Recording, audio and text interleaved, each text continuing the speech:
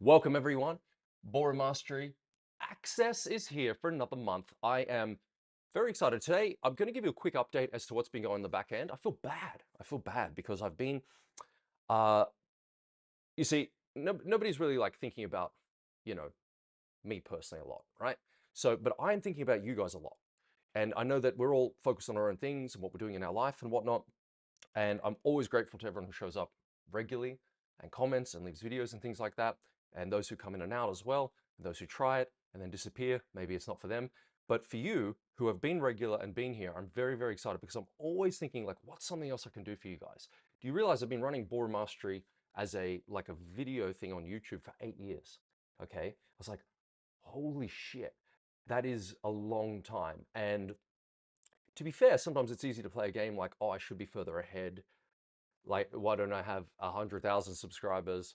What, things are trending all that way, etc. And I have probably about 130,000 people a month, every month, watching my videos, right? It's rarely under 100,000. That's been like that for a few years. And I'm like, whoa, okay, that's a lot of people. So it's easy, like when we're doing things, dancing is so relatable to this, right? It's so easy to think, my God, I've been doing this for like 8 years. This could be you dancing. Why aren't I better? Or what results should I have by now? It's very hard to quantify that because your way, your journey, your quest is completely unique, isn't it? And so hopefully I can inspire you to just keep on keeping on.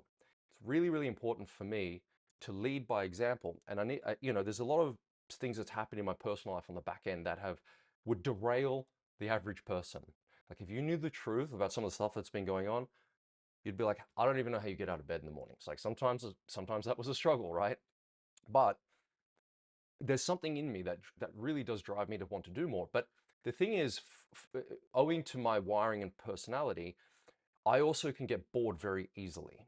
So one of the things that is good about that is I'm looking for new ways to do the things that I love. So with ballroom dancing, for me, you have to approach training and practice a specific way. But if you keep doing it the same way, it can get boring and you do hit diminishing returns. So having a YouTube channel has allowed me to investigate things, to look around in the relics of the past and bring that information to you in new and exciting formats and ways. And because of that, it's kept my interest level high, okay? Now, I'm gonna get on to the next part in a minute. I just wanna, I need to turn something off. So I need to come back with the next part of this. I want to put on an inspirational cha-cha for you to watch, and then we're gonna move into a few announcements, a few more ideas that I wanna share with you, and then some video reviews featuring Dave Castle and of course, Elizabeth and Graham. So here's the inspirational cha-cha with Brian Watson and Carmen from back in the day. Awesome to watch. Here it is. Number 2 in the world professional rankings, a partnership of 4 years. Ladies and gentlemen, Brian Watson and Karen Hardy. From Germany, a couple who were former amateur world and European champions, but now they're their country's professional Segway champions. Ladies and gentlemen, Ralph Muller and Olga Olmelchenko.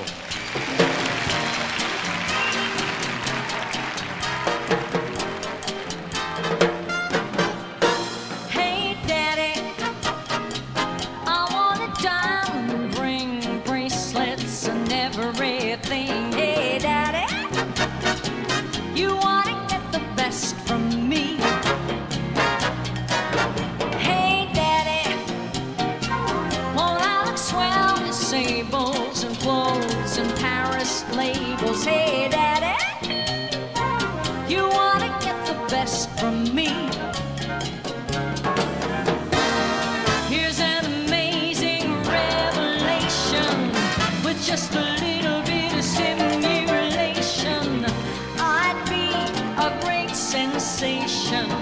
I'd be your inspiration. Hey, Daddy, I want a brand new car, champagne.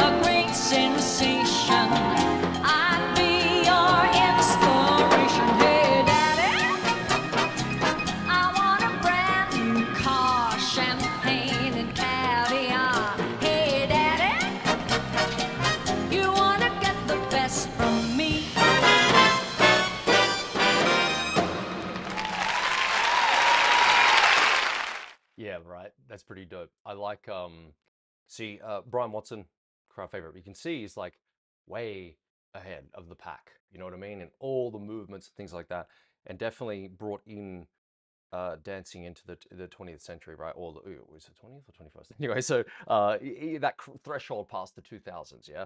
There's a whole new level of dancing that sort of spawned from that. You have to remember that dancing is built upon progression of previous like champions and legends who were like clearly like way above the field, you know, and that sort of links. By the way, fun fact: Karen Hardy, his partner there, when I was in England, I ended up teaching and working in her studio, and we went and did some work together teaching in schools for kids. She was a lot of fun, man. And in fact, she put me with a reporter when I was over there to do for 6 weeks. Paula, that's right, Paula. I had to teach her Strictly Come Dancing type of routine to be performed at Karen's ball. And she was doing a report. I can't remember what newspaper for, but she was giving like a full breakdown of her experience going to lessons, me teaching her the trials and tribulations of her going through that. She really should send that out. Like she wrote really well. She was a lovely woman. We maintained friendship actually. I should reach out to her. I forgot about that. But it was a really wonderful sort of experience in that world and learning a little bit about the back end of what it is to dance in a way like that. Because you got to remember, people at the top like six of professional, when they're dancing at that level, they are in different countries almost every week for ages. They're getting paid a lot of money to do those demonstrations. They've got lessons booked out the wazoo, right? But they're still training, right? They're still training. So the lifestyle's so intense. It's like the PGA golf circuit. And I don't really like golf, but my dad loves it, so I watch a bit with him, play a little bit horribly. But if you look at that life, when you're in the top echelon of that, that's your whole world, isn't it? Right? That's all you're doing. It's all you know. And dancing's the same in that regard. So the only difference is you don't get paid millions of dollars when you win Blackpool. You get paid like $1,500. So it's like you just have to be a self-starter. The point is, though, it's a very clear difference between even Ralph and Brian, right? So you may prefer one over the other, but there's definitely, for the aficionado of dance, you can see the difference there. Now, when we look at the quest for you dancing and improving, this is what has driven me to help you. So I am thinking about you guys like all the time. And I feel bad when I'm like, oh God, there's so much in my mind. My to-do list is so big for what I want to do with you guys and what I want to provide for you that's how I sort of see things for what I'm doing, that I'm like, oh man, I've been so like on the back end, so quiet, but I haven't been quiet in terms of what I've been working on, right? So there's some things I will announce soon, but I'll give you a quick idea. So for example, last month, and I think I mentioned this, but I went to Bali for a conference and it was around AI and how that's sort of influencing business practices. And there were speakers from YouTube there, Google, and Google owns YouTube, of course, Facebook, and then there were e-commerce platforms there saying this is what we do, this is how we use AI, etc. And again, a lot of it was around storytelling, marketing, etc. But there was a huge amount of the back end, like of what's going to make things good. And I'm like, okay, that's all exciting, but how's this going to help the users, right? So I've been working with the ideas from there to start to then integrate with what I want to do with y'all over time. There's some things that are way too down the track that are not going to work right now, but some things would be great. Another thing is I've licensed my content, right? So all my dance videos to an AI company to train AI on ballroom dancing, right? So how cool is that? So I have an exclusive deal for 2 years where they'll take not my likeness, so you won't see me, you're not going to see my name, brand, or anything like that, but my education, all the videos have gone in to these platforms, and then other platforms like Microsoft or Google can license that knowledge to help train, you know, their AI models on this, of course, the skill of ballroom dancing, things like that. I'm like, isn't that dope? So we're sort of helping pioneer this because people are terrified of AI. Listen, it's here. It's going to take out as Jeff Bezos, the founder of Amazon, said, AI is going to affect horizontally every industry. So think of it like this. Sometimes the technology comes along and it revolutionizes like banking. Okay, so the finance sector gets a massive like overhaul because of this new technology, like computers, for example, helping, you know, instead of paper receipts and things like that. Okay, so, and now obviously computers help like every industry, but that is a horizontal effect as an example. But the idea being is that with this happening, people are terrified of losing jobs, and fair enough. There's going to be a lot of sectors where some jobs are going to be redundant, just like when the Industrial Revolution came along, and you had, I suppose, you could set automatic or machinery taking away labor jobs, for example, or automatic, engines powering crop and agricultural fields. So, rather than people using pick shovels and hoes and whatnot, they could sit in a tractor and off you go. So people were terrified of these things taking their jobs, and they did, but then they provided new opportunities. So with AI, it's a similar idea. There's a lot that's going to be impacted, but you're not going to change things like people physically needing to be touched for ballroom dancing. That is not going to be replaced. So the way I look at AI with ballroom dancing is that you're going to be able to have a, like a distinct advantage if it's the right thing you're using it for, and it's a company tool or an accompaniment, just like this platform is. What I do with you is an accompaniment to your lessons. Now, if you don't have lessons, some people don't, this is their lesson, okay? So it works in both factors and ways. And I have had criticisms from coaches saying you can't learn off videos. I'm thinking, tell that to the students who've been with me for a few years who are improving, all right? And then also, if they think that about videos, they're gonna be screwed with AI, because I've been working on some things in the back end to see how can this actually help you. And this is sort of the third thing. I will bring it to you when it's ready to go. There'll be a little tool I'll have for you that can help you with some questions you may have about ballroom dancing. Now, will it replace this? No, but for some of you it could, but not really, because it's still not accurate, right? You still need someone with experience and a keen eye to actually look at your dancing and go, fix this, this, and this. Now, yes, you could have all these sensory things and all that, training AI over time and things like that, and it can give you the best outcome, but it's still inaccurate, okay? So it's like, the way I see this is, just think of it like a third or fourth coach, all right? You've got you, hopefully coaching a bit of yourself, but you've got your teacher, okay, or studio, and then you've got ballroom mastery with what we do, and then there's this, right? So it's like you've got a team, if you will, and that's the way that you can approach AI, and that's something I look forward to actually bringing to you so you can understand how to use it a little better. Now, the other thing is too, I've been working on a new shop, and there's some physical products that I'm testing at the moment that are going to be for men and women, and of course merchandise and things like that I'm going to be launching soon, and it will go in stages. But I've been making sure the suppliers aren't going to be funny, because I'm like, guys, if I launch any of this and you can't fulfill orders, it's going to look bad for me, and that's not good for you, and I don't want to do that. So I'm in the process of building something, but I'm very excited because it's related perfectly to dancing for you all, and I won't say too much more, but I'll come back with some announcements on that. But I've been testing these things, seeing how all the back end works, and then building and having some very late nights trying to figure all this out. So there'll be an updated store. Now, last little thing, there'll be a new format for these, for these type of lessons that I'm excited to bring to you, because I want to make sure I can add a bit more value each month. And I also want to increase the memberships as well. So I want to make sure this is worth my time. Otherwise, I'll just put that energy and focus into YouTube videos, for example, which I'll do. But fundamentally, I really want to serve you as a paying customer, as a loyal customer. I want to make sure I give you all the attention in terms of what I'm building first to reward you. And then, of course, with the freemium stuff that I put on YouTube, that's to attract and encourage new business and whatnot, and position the brand accordingly. But what I'm doing that for is fundamentally to bring people like you in, where we can all grow and experience things together. And that's sort of how things work, all right? So anyways, there's a lot there. Thank you for bearing with me during all of that. Now, I'm gonna get into our video reviews. Now, today we're just doing video reviews. I'm gonna be looking at Dave, and I need to make a big congratulations, because this was actually his first, your first appearance in a showcase. And I was actually like shocked. I was like, dude, this is awesome. Hell yeah, because Dave and I have a good correspondence between us, and this is great, mate. I didn't realize you were doing this. So you danced with Angie at the Premier Ballroom Fall Showcase in October in Idaho.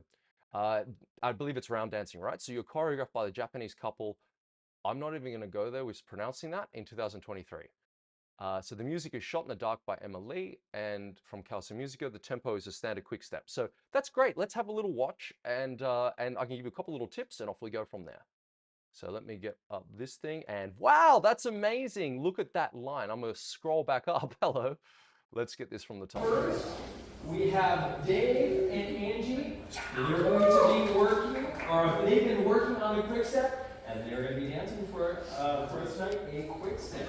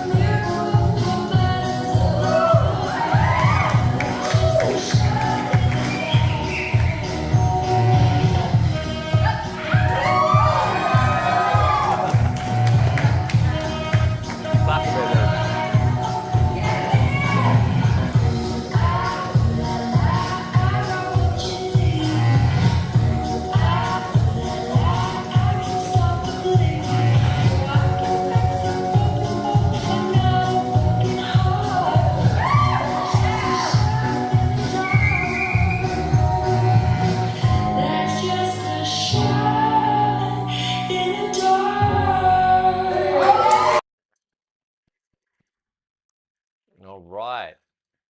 Hey man, hell yeah. Good on you. That's a long routine. That what was that, 2 minutes 20? Dude, your fitness is good. That's excellent. How did you feel doing that? Right? Were you nervous? Were you excited? Excited and nervous? Pretty normal, right? Pretty normal. So, uh, yeah. So you've got a lot of positive attributes there in this sense. Because remember, like the way I look at this is I'm always quite liberal in my assessments of people. I'm not actually like a harsh critical judge. I mean, I'm pretty critical, but not that hardcore with with people because I know the effort it takes, especially as you're an older gentleman. You're a seasoned gentleman, a bit of salt and pepper up in the hair, right? Cracking close to 80. That shit is impressive, okay? So it's very easy if you're coaching someone who's 20 to be like, all right, these are all the things you need to do. Doesn't mean they're going to do it, but you know, they've got a little bit more ability to integrate that because they can do it quicker, right? Because the body is younger. But that's the thing. You're defying age here, and I love that because you're like, look, you can do this. You can make a goal. You can set it and achieve it, and you're keeping on time. You're moving rhythmically, right? You're getting all that going. Because it was your first showcase too, there's a lot of like respect there because that's hard. When you crack, anyone who's done any performances or comps knows how hard it is to compete and how hard it is to dance in front of people. You know the old saying about what's it called? Uh, People would rather be in the casket at a funeral than to give the eulogy. I think with dancing, dancing is more terrifying, I think, in front of people than giving a speech, right? It's just there's something about it so exposing. Now, the reason I'm framing it like that is because I want you to just not give a fuck about how you look in the sense of performing. Because what can happen in the mind when you're looking to perform is because of the nerves, because of training to learn. When you learn to perform, you're training to perform as well. So, meaning that you're training your nervous system how to handle the stress of people watching you. Um, you know, being living art, you're in the moment, you might make a mistake, then how do you deal with that so it doesn't affect the rest of the performance? There's all this going on. But one of the things that's really, really important to understand is things like the audience is on your side. So then there, and by the way, I love America because look at y'all. Like people clap and cheer you in that country. If you're in Australia, you're lucky if you get like a little clap at all for anything, right? Or if they're not on their phones. So people are already very encouraging. Uh, Now, let's look at the performance aspect. When you're on the floor, it is important that you, because the audience is on your side, that you start to learn to let go and actually dance more towards the audience, right? So instead of looking down, you start to open up your body a bit more and use more gestures. So for example, in the beginning, when you're coming out and doing anything side by side and your hands are moving with the body, it's great. See how my hands are open, right? Rather than down. So you're not doing this, but like imagine you're doing a claw. You can see how funny the difference is, right? So you can have you can have that feeling through your body like that. Right? And that's a big difference, but it's a small change, isn't it? So keeping your head up and your eyes forward or something like that. Now, if you look at people, it can be distracting. So I'm not necessarily saying you need to connect with people, but you either look towards your partner, so she looks at you, or like you're forward and the eyes are up and you see got that energy there. Things like that will make a big difference. That is not an age thing. That is a performance thing because you'll have, and remember that, so I just thought about this now, but you basically have things that your body would be too hard pressed to do that you just couldn't do, and then that someone who's 20 could do, right? However, when it comes to performance, I've noticed that it doesn't matter if you're 90 or if you're 10 or 20. Performance is something that is a skill that you can learn. And now there's a ceiling for everyone in that for a lot of people, but it's not something you're born with, right? So why I'm saying this is because I want you to start to dance a little bit more performative the next time I see your videos. So, because technically, here's what I need everybody to hear and understand. When it comes to technique in dancing, technique is like, let's say it equates to about only 10% of what the outcome of dancing should look like, meaning that you're not actually being judged on your technique. So if you're doing a medal, you're being judged on your technique, but not to the extent you think. Technique frees you and opens you up to be able to perform, which is the other 90%, which is body language and body tone. So what is body language? Well, for example, if you're hunching and looking down, you're conveying a bit of insecurity. Body language sort of with your body in the correct posture and position conveys a more confident tone. Now, also the way I'm holding and using my hands as gestures, this is not necessarily body language. It's a tonality. There's an energy in my hands. There's an energy in what I'm trying to do. There's an energy in what I'm trying to do.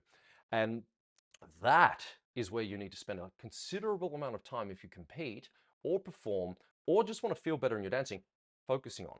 Now, what does technique do? It gives you the balance, the coordination, the stability, the timing, the rules of the dance.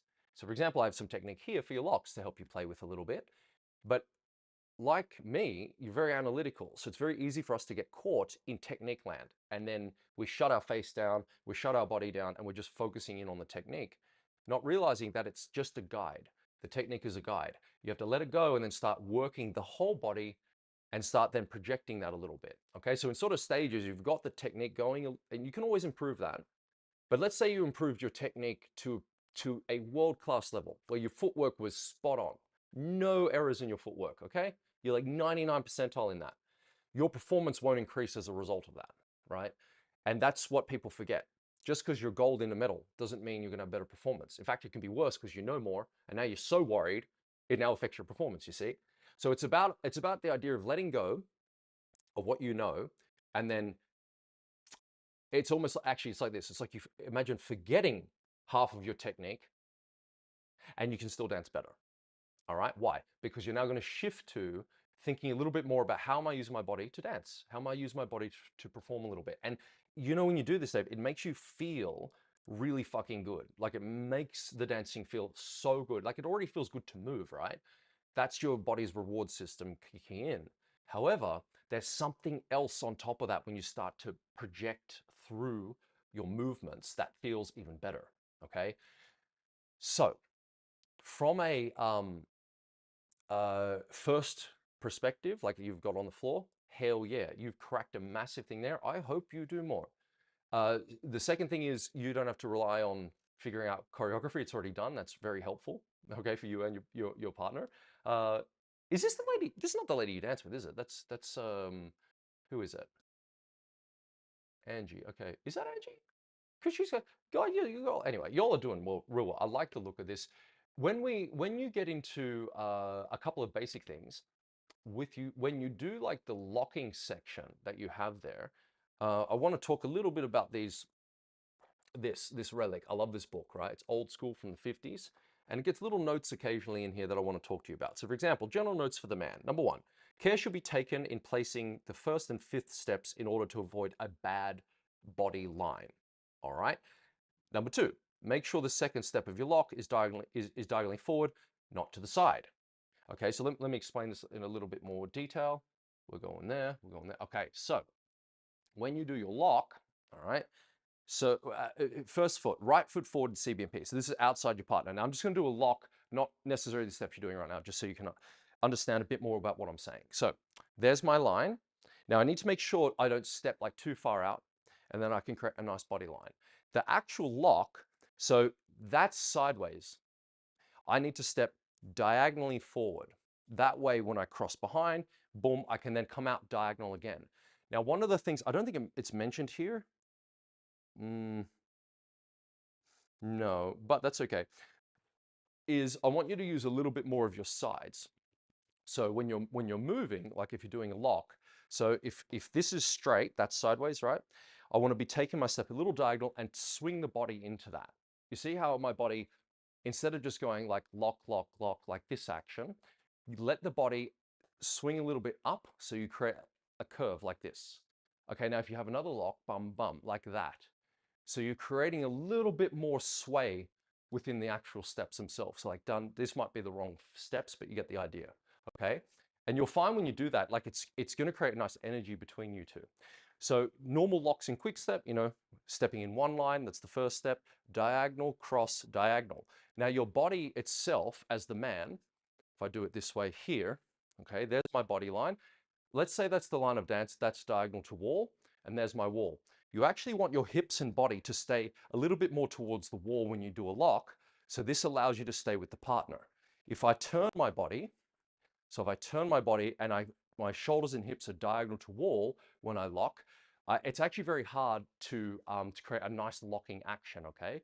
So I want to make sure I keep my body a little bit more towards the wall, even though I'm going diagonal to wall, all right? So the hips and body are not facing the same direction. Now, let's have a look at the, what's it called? Face cam, boom. All right. So that's just a little tip for you to be there. I would say overall, big congratulations, okay? Next time you go out on the floor, send a video of, what's it called? Of you dancing with the idea of it being a performance, okay? So one thing I'll give as a tip to everyone who does do competitions or medals, do some run-throughs in your actual outfit, like your dress, like a full dress run-through. Probably the 2 weeks leading up to it, you do that every practice, or you know, at least once or twice, full way through, because what is going to happen there is what's going to happen on the floor, probably to a lesser degree, because of the nerves and whatnot, and all that sort of thing. So if we can get a little bit more clarity in the feeling of like stretching your arms a bit more, opening the hands a little bit more, and that sort of dramatic bit between each other, you're going to have a really fun time improving your dancing, okay? So on to Elizabeth.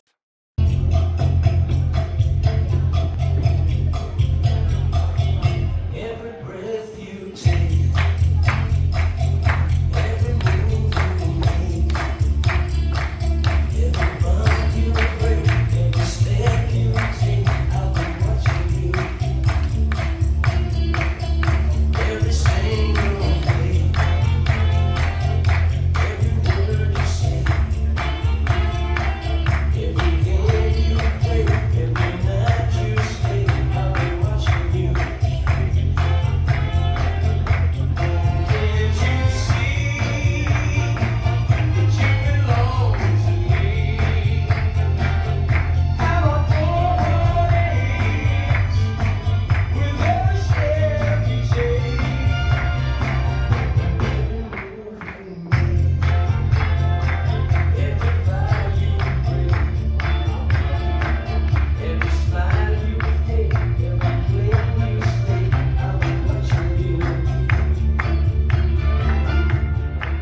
Thank you, competitors. Thank you.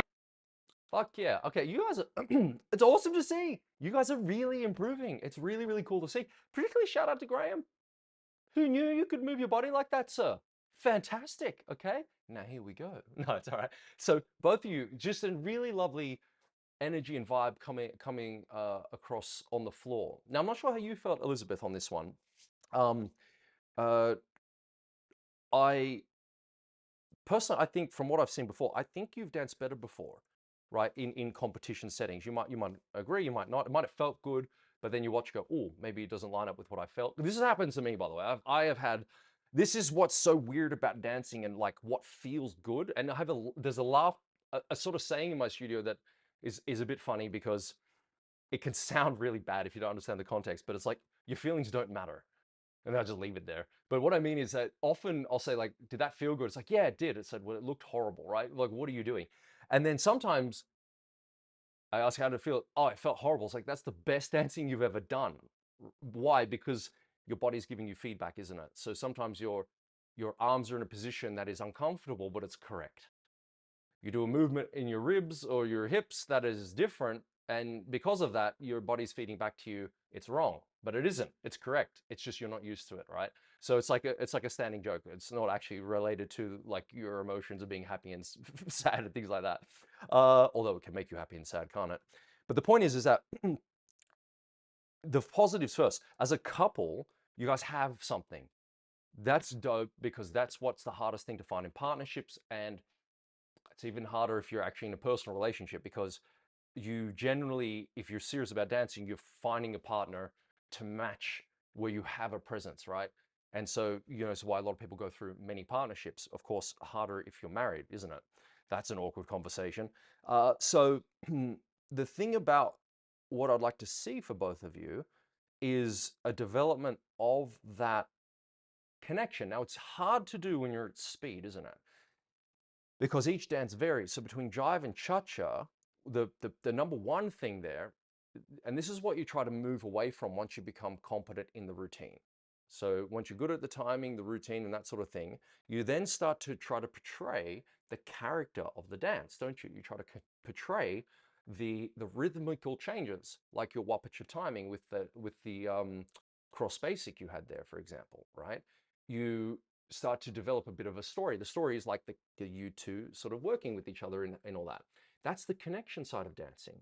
And that's accessible when one, you have a partner, and two, you're training regularly, and three, you know all your routines and timing, and you're not having to worry about that so much. And then you start to then move into how can we dance this a little better together? Like where can we have a bit more of a pause? Where can we then hit the next bit together and stop? So for example, on your time step, you can hit that with a lot more drama, right? So for example, when you finish a chassé, so 4 and 1, 2, 3, 4 and 1. See, shape a little longer, but pause, and then follow him. 2, 3, cha-cha, 1, 2, 3, right? And off you go. And she reacts to that. So that feeling of whoom, boom is there. So a cross basic is like comes from, it's very similar to a crossbody lead in salsa. So like dun, dun, dun, you bring the lady across and back, right? So when you create these shapes, you're swaying on them, which is an unusual thing because you don't normally sway in cha-cha. And then because of the Wapacha timing where you're holding for 3/4 of a beat, boom, then you catch up, bum, bum, cha-cha, I think it's 3/4. Anyway, but that feeling, those moments are where you want to definitively show how different that step is, which you're doing, but the detail matters. It's a little longer than what you're doing. So that's one thing. The other thing is there, I want to see Elizabeth really looking like a lot more intently, bang, towards Graham, because you've got the performance thing of, say, like a light face and a light expression that's very confident on the floor. That is awesome. Now, channel that to the audience and then also back to Graham. Like, so in fan, bum, you're like right at him, you know, you're looking at him or audience, and then boom, and you're playing and more cheeky and flirty towards him. Another thing you can do is within the, what do you call it? Within the arms. So Graham, when you're looking at your arms as you're dancing, I want you to be aware of how much you're becoming an Irish dancer. So as you're moving along through your steps, and I'll show you what I mean. Put the volume down for a second. Okay, so this is good. Your arms are up. They're working strongly. Right now, boom, you got her ready to do bang, snap, boom, dun, dun. Okay, so you can see what I mean. You might say, Vaughn, I'm looking at him. I'm not saying it's the looking that you're not doing. It's like when your head, for example, let's say, I'll come back to this video in a second. I need to explain this. So let's say you're doing that opening out at the beginning. Where am I trying to go? Trying to go here. We'll go back to the wide shot. Right. So, all right. So you're going cha-cha before, like when you're doing an opening out. So you're looking at him, right? So that's audience, boom, and then back to him, boom, bum, bum. So you see, like the head's a bit more strong, isn't it? Like it's calm, right? Then looking at him, boom. So the head is not just turning with the body, for example, and then going to positions like that. You need sometimes, not all the time, because it can look like you're having a bit of a fit, but you need your head to have a little bit more like purpose in it. You know, so where do I want to go angle-wise? Here. Okay, so I'm looking at Graham, then audience, then back to him. You see, there's a bit more intention in my head because that's from a distance, that's what people can see. Whereas, see, what you're feeling, what you're seeing with your eyes, you might like turn your eyes like right and left and think the audience noticed that. They don't notice that. They see the macro, they see the whole body. So if your head has intention, right, and you're doing things with intention, or it's like even if you're a bit slower or a bit faster, but there's a lot of purpose to it, right? It's not just on top moving because your body's moving. And so that's what I mean by connection, is that sort of interplay, and work on that. You'll see what I mean. If I come back to the video real quick and we talk about these arms again, I'll just skip a bit. Cool, so that's styling, right? You got your styling going there, that's cool. See there, your arms, now Irish dancing about to kick in, you just got the arms flapping down. Okay, so this is a good start point actually here. So see how the arms just drift by your side a little bit? Now I want you to watch this with me. Number 2 in the world professional.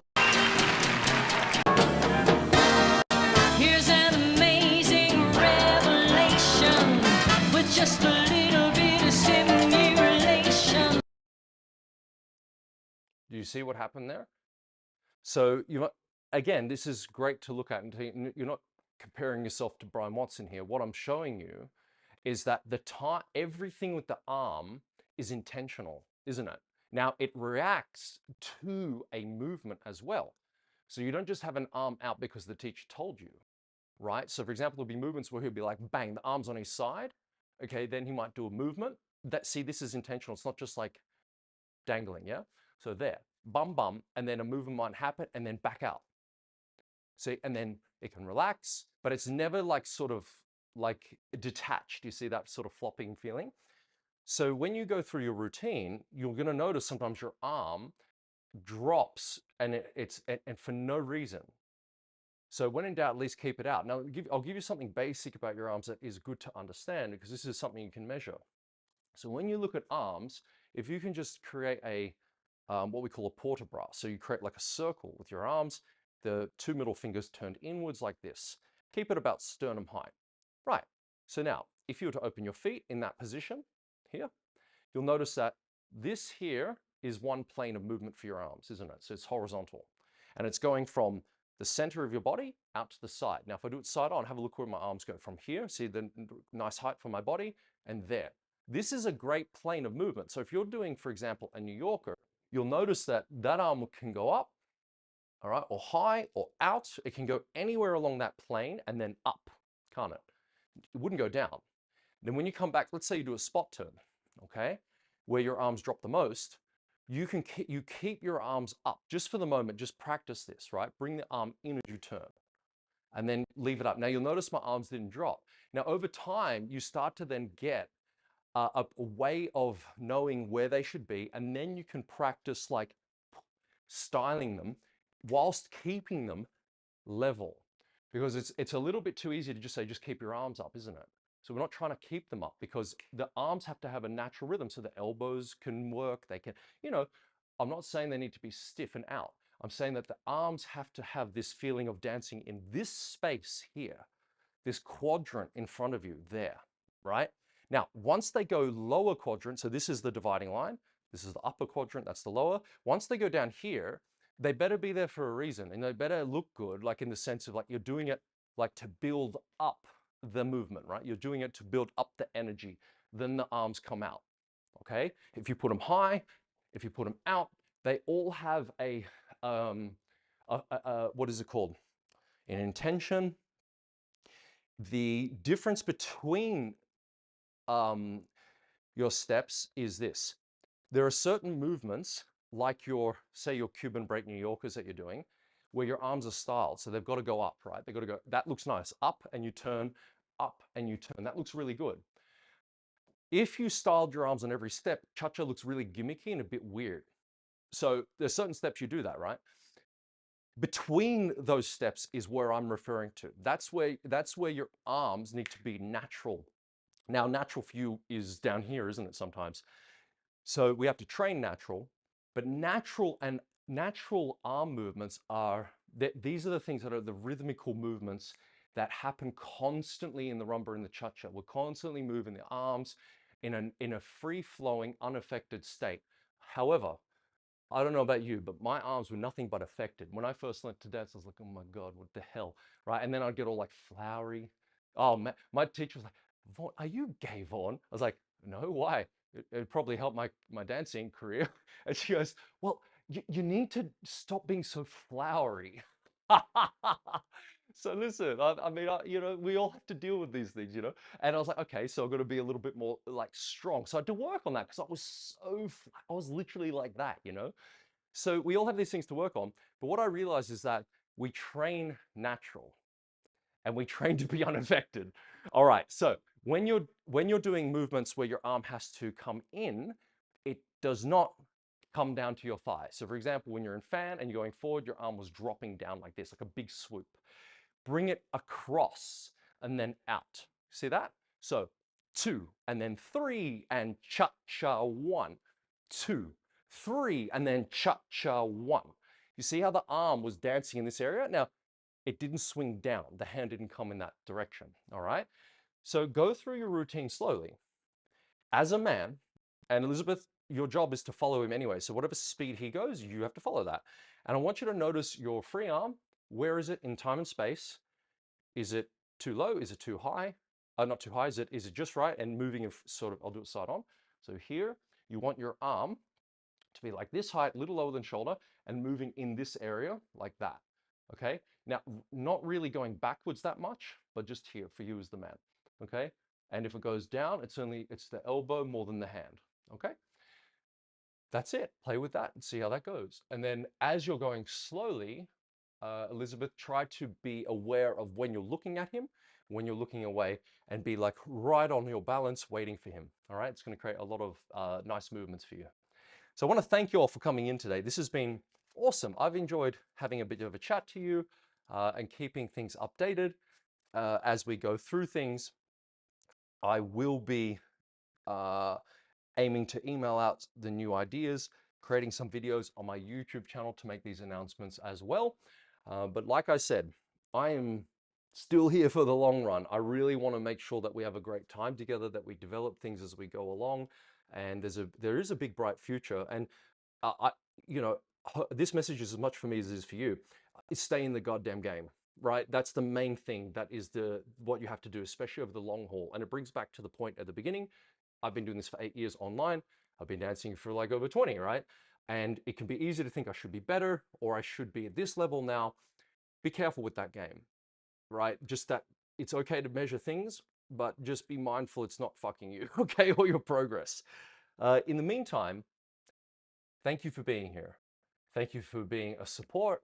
It's been amazing, and it's still going to be more amazing as we go forward. So please keep contributing with your videos. And as I make new updates, or if you have any suggestions, I'm always open to your ideas.